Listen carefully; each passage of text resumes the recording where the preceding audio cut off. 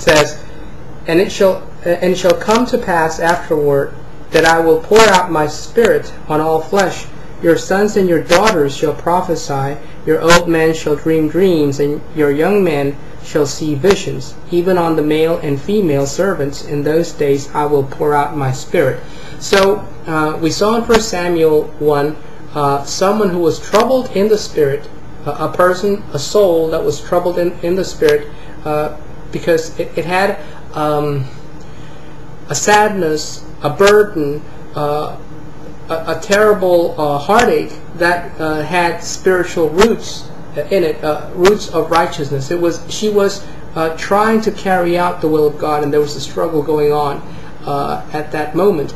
And she then came and poured out her spirit, her soul. And when she poured out her soul, she looked bad in the eyes of Eli. In other words, she didn't look strong and powerful and overcoming. She gave the appearance of being a defeated person. So that shows the contrast between what happens when the soul is poured out and when the Spirit is poured out. Because here in Joel chapter 2, when the Spirit is poured out, you don't see death, you don't see sadness, you don't see weakness, you don't see defeat.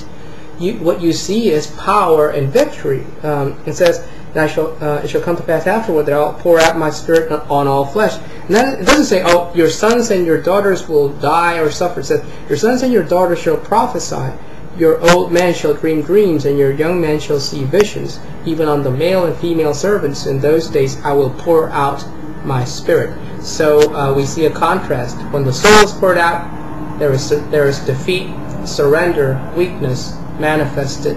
When the Spirit is poured out, then there is power and there's victory and there is endowment and there is strength. That emphasizes the fact that the Spirit is life-giving. When the soul is poured out, it's recognizing that it's not a source of life, that it has life, and it lets go of the little life it has left, and that little life becomes a seed that produces the life of God.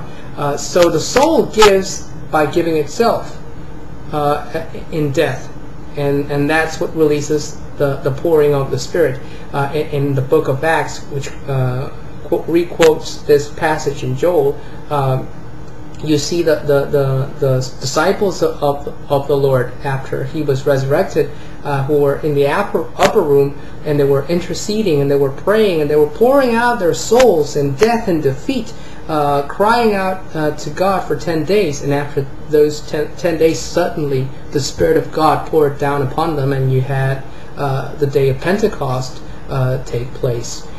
So that shows that there is a certain chain reaction. If you pour out your soul in weakness and defeat and death, then you will release a pouring out of strength and power and life of the Spirit from above. And as you pour out your soul in weakness, so that outpouring can come, you will be judged by Eli's, by those who know that as you die, the soul loses control on earth. And those who want the soul to remain in control will criticize and judge you and declare you are pouring out as a manifestation of unrighteousness.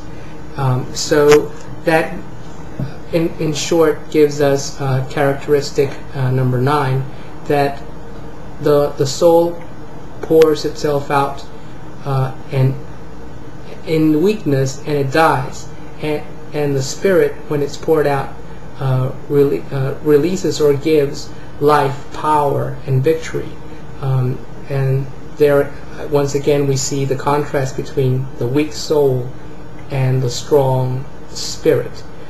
So that is characteristic number 9. And as we pour out our souls in the Spirit, troubled by an emptiness that is promoted by the Spirit, we will be judged by the soul, and we will be judged harshly by it.